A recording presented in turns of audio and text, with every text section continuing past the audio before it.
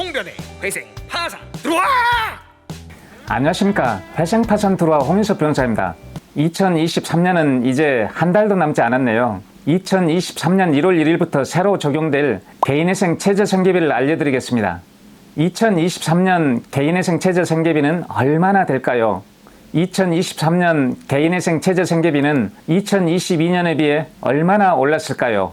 개인회생에서 최저생계비는 매우 중요합니다. 왜냐하면 직장인 등이 개인회생을 하려고 하는 경우 월 실수령 평균소득에서 최저생계비 등을 공제하고 남는 금액을 모두 개인회생 변제금으로 투입해야 하고 최저생계비로 생활해야 하기 때문입니다. 예를 들면 채무자가 부양가족이 한 명 있는 2인 가구이고 월 실수령 급여는 250만 원이며 2022년 2인 가구 최저생계비는 195만 6,051원일 경우에 채무자가 개인회생을 한다면 매달 납부해야 할 개인회생 월 변제금은 실수령 금액 250만 원에서 2인 가구의 최저생계비 195만 6,051원을 공제하고 남은 잔액 54만 3,949원입니다. 채무자는 3년 내지 5년의 기간 동안 매달 54만 3,949원을 개인회생 변제금으로 납부하면서 최저생계비 195만 6,051원으로 생활해야 합니다. 최저생계비가 너무 적으면 채무자의 생활이 매우 힘들 것이고 최저생계비가 많으면 채권자들에게 변제하는 금액이 그만큼 적어지겠지요. 법원에서 인정하는 개인회생 최저생계비는 매년 어떤 방식으로 정해지는 것일까요? 법원에서 인정하는 개인회생 최저생계비는 보건복지부 장관이 매년 고시하여 공표하는 기준중위소득의 100분의 60을 곱한 금액으로 산정합니다. 보건복지부 장관이 고시하여 공표한다는 말은 보건복지부 장관이 기준중위소득을 공식적으로 일반인에게 널리 알리고 공표한다는 것을 말합니다. 기준중위소득은 보건복지부 장관이 중앙생활보장위원회의 심의 의결을 거쳐 고시하여 공표하는 국민가구소득의 중간값을 말합니다. 즉 기준중위소득은 국민 총가구의 소득을 조사하여 배열한 다음 그 중위값, 즉 중간지점이 있는 가구의 소득을 말합니다. 법원은 보건복지부 장관이 고시하여 공표하는 기준중위소득의 60%를 개인회생 최저생계비로 인정합니다. 한편 보건복지부 장관은 지난 2022년 8월에 2023년 기준중위소득을 고시하여 공표하였습니다. 따라서 보건복지부 장관이 지난 8월에 고시하여 공표한 2023년 기준중위소득의 60%에 해당하는 금액이 2023년 개인회생 최저생계비가 됩니다.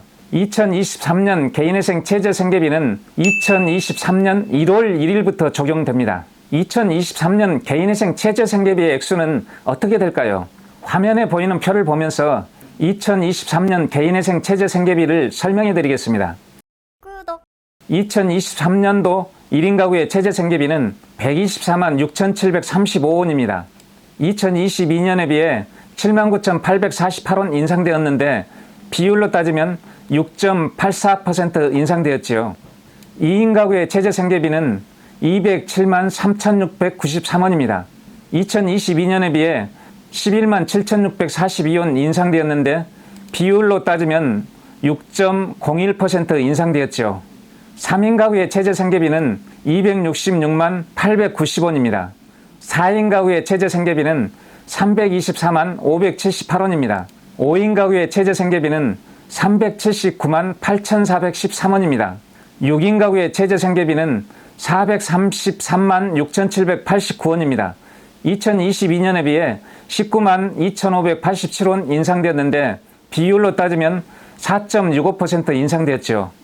2023년 개인회생 최저생계비는 2022년 최저생계비에 비해 평균 5% 내지 6%가량 인상된 것으로 보입니다. 개인회생을 하게 되면 최저생계비로 생활해야 하는데요. 평상시보다 생활비를 대폭 줄여야 하기 때문에 상당한 인내와 고통이 뒤따릅니다. 근금 전략하고 씀씀이를 대폭 줄여야 하지요. 생계비를 더 많이 인정받는다면 훨씬 더 나을 텐데요. 생계비를 좀 더 많이 인정받을 수 있는 방법이 있을까요? 서울회생법원에서 이 부분을 많이 고민한 것 같습니다.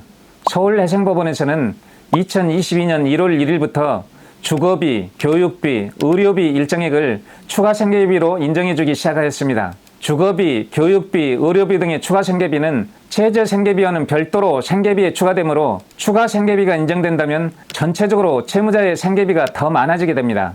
서울회생법원에서는 채무자가 어떤 조건을 갖췄을 때 추가 생계비를 인정해 줄까요?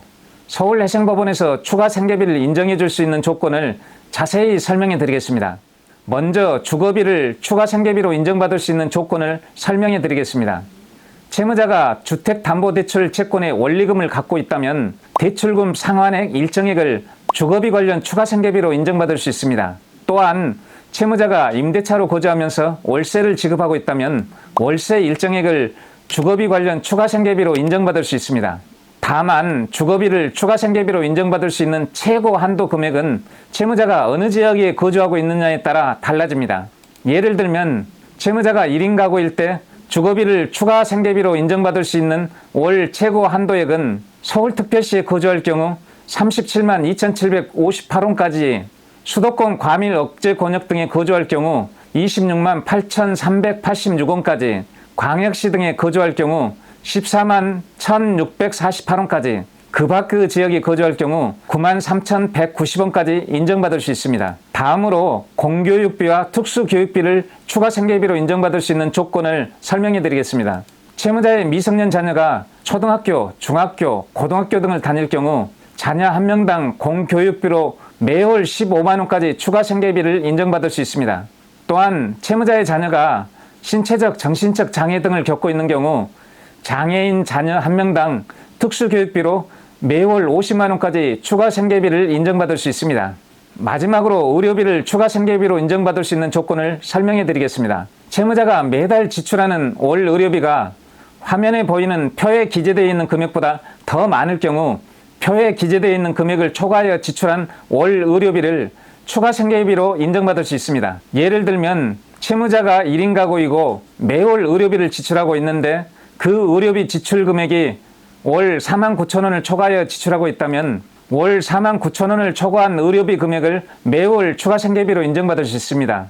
2인 가구라면 월 8만 2,154원을 초과한 의료비 금액을, 3인 가구라면 월 10만 5,706원을 초과한 의료비 금액을, 4인 가구라면 월 12만 9,051원을 초과한 의료비 금액을 각각 월 추가 생계비로 인정받을 수 있습니다.